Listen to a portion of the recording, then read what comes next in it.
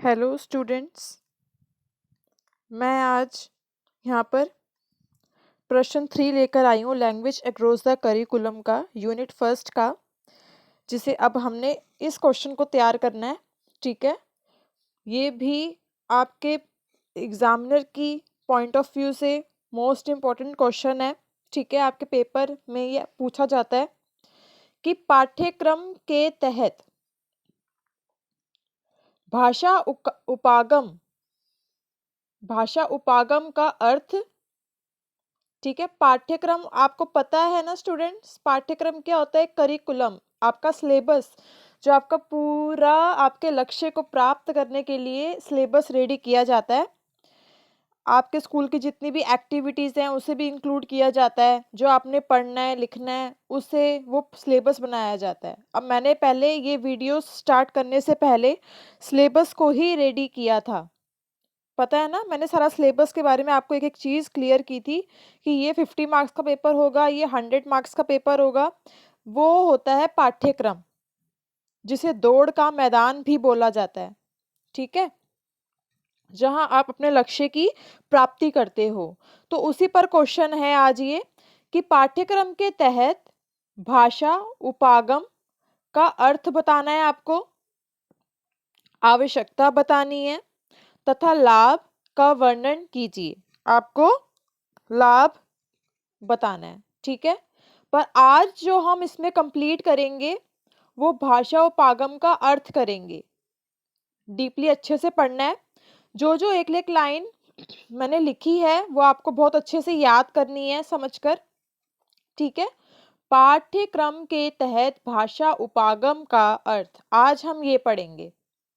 ठीक है, फिर नेक्स्ट वीडियो में मैं आवश्यकता का सारा डालूंगी और उससे नेक्स्ट वीडियो में पूरा लाभ का डालूंगी। ठीक है, आंसर। चलिए स्टार्ट करते हैं अपना आंसर। बहुत ध्यान से समझना कि मैं यहाँ क्या कहना चाह रही हूँ। ठीक है, पाठ्यक्रम के तहत भाषा उपागम से अभिप्राय है। ठीक है, इस पूरे का क्या मतलब है? इस पूरे का क्या मतलब है? स्कूल के सभी विषयों को, आपके स्कूल के सभी विषयों को भाषा के विषय के रूप में पढ़ाना। देखो, विषय भी आप कैसे पढ़ोगे, इसके अंदर डीपली जाओ। विषय भी आप कैसे पढ़ोगे? जब आपको भाषा आती होगी, है ना। विषय को कैसे पढ़ोगे? जब आपको भाषा आती होगी तभी तो आप विषयों को पढ़ सकते हो ना। तो इसलिए ये लाइन मोस्ट इंपॉर्टेंट है कि स्कूल के सभी विषयों को भाषा के विषय के रूप में पढ़ाना।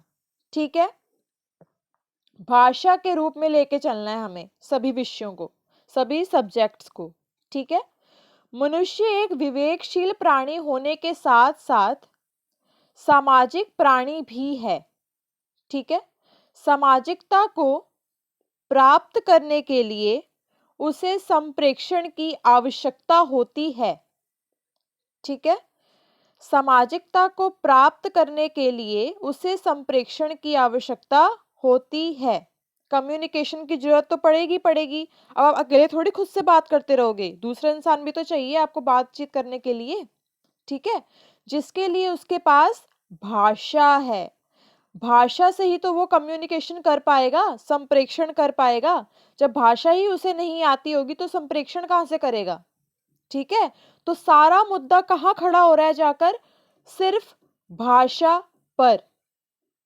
ठीक है, आप विषय भी कैसे पढ़ पाओगे जब आपको भाषा आती होगी? आप संप्रेषण भी कैसे कर पाओगे जब आपको मेन भाषा आती होगी? ठीक है, आगे चलते हैं।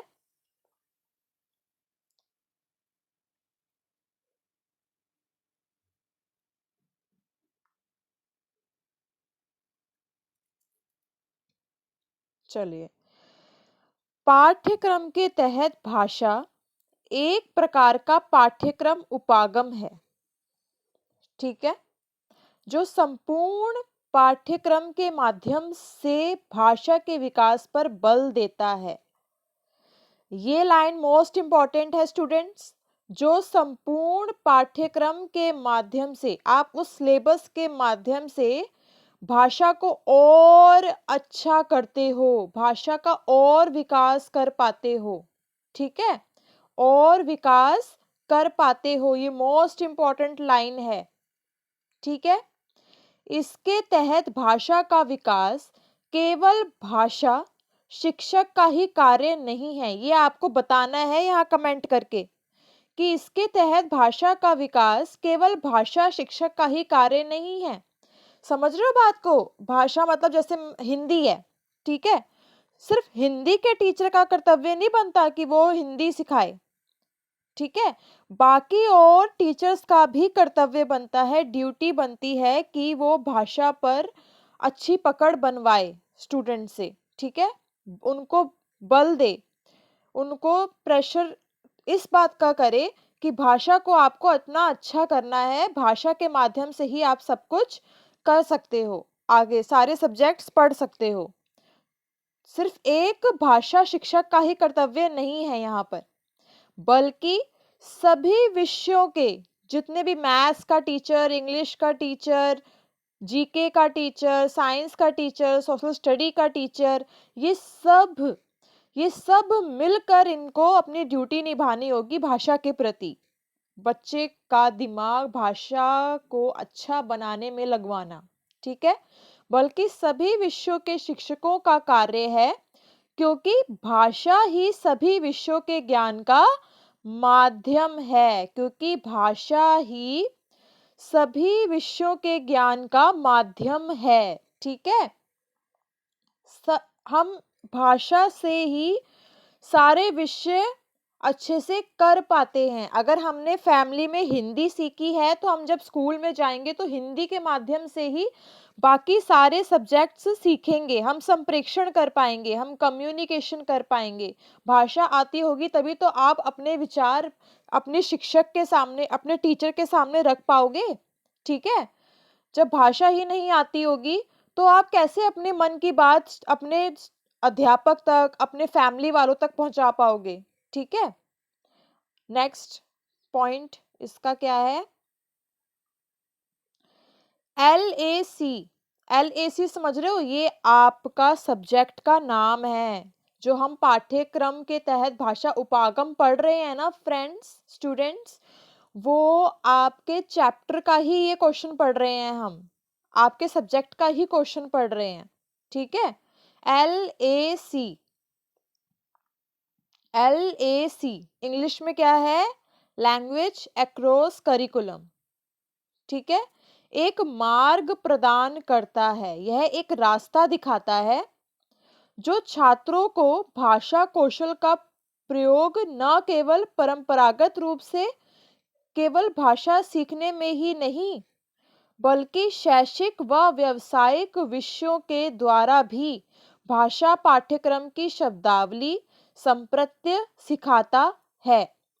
सिर्फ ये हमें कौशल का प्रयोग करना ही नहीं, यहाँ तक ही नहीं सीमित है इसका, ये शैक्षिक और व्यावसायिक विषय जो आपके प्रोफेशन से जुड़े होते हैं, उनको भी, उनके लिए भी रास्ता दिखाता है, उसके लिए भी तैयार करता है। ठीक है, शब्दावली आपको अच्छे से और आना आगे शुरू हो जाती है। तो बात को समझना, भाषा कौशल तक ही ये सीमित नहीं है कि आपको बोलना आ गया, पढ़ना आ गया, लिखना आ गया, सुनना आ गया, ये नहीं। आपको प्रोफेशन के लिए, आपके जॉब के लिए भी तैयार करता है, ये उस पर भी बल देता है, उसके लिए भी मार्ग प्रदान करता है। ठीक है, चलिए नेक्स्ट पेज पे चलते हैं, लास्ट। अभी हम इसका सिर्फ अर्थ बता रही हूं। ठीक है, आ जाइए अर्थ पर, अभी बस ये लास्ट पेज का रह गया है। LAC एक ऐसी नीति है, इसे एक नीति भी बनाया है, जिसके अनुसार भाषा शिक्षा सिर्फ भाषा विषय से ही नहीं होता, बल्कि सभी दूसरे विषय विद्यालय में होने वाली क्रियाएं तथा सारे पाठ्यक्रम के दौरान भी भाषा की शिक्षा के अवसर मिलते रहते हैं। समझ रहे हो? सिर्फ भाषा विषय ही सीमित नहीं है यहाँ पर, आपकी अन्य विषय की क्रियाएं भी सीमित हैं। देखिए यहाँ क्रियाएं लिखा है, अब चाहे वो हो सकता है आपका, एक तो मैथ्स हो गया, साइंस हो गया, सोशल स्टडी हो गया, वो तो आपको पढ़ना ही है भाषा के रूप में।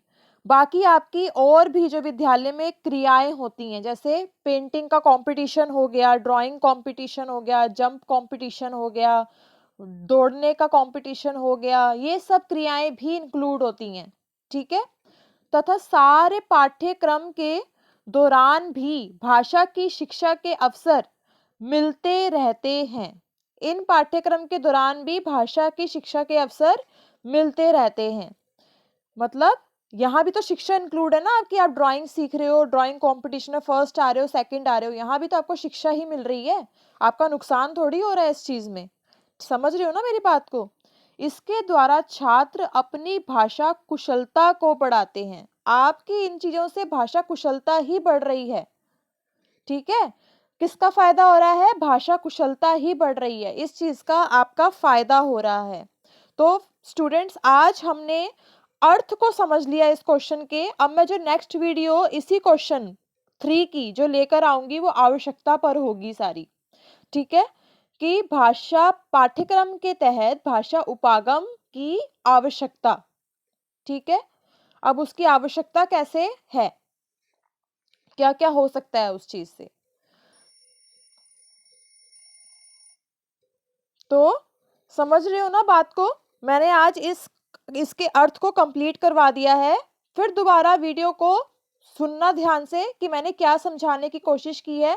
LAC मतलब यही है, पाठ्यक्रम के तहत भाषा उपागम, इसी को कहते हैं। ठीक है, तो ये एक नीति बनकर भी इसने काम किया, इसने मार्ग बन के भी काम किया। ये सिर्फ एक अपने विषय तक सीमित नहीं है, ये सभी विषय को लेकर चलती है। उसी एक भाषा से हम अन्य भाषाओं को सीख पाते हैं, हम अन्य विषयों को सीख पाते हैं।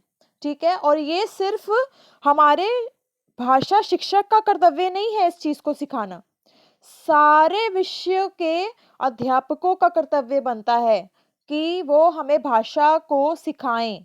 ठीक है, ये बस इसमें अर्थ में बताना था। Okay students, all the best, bye bye.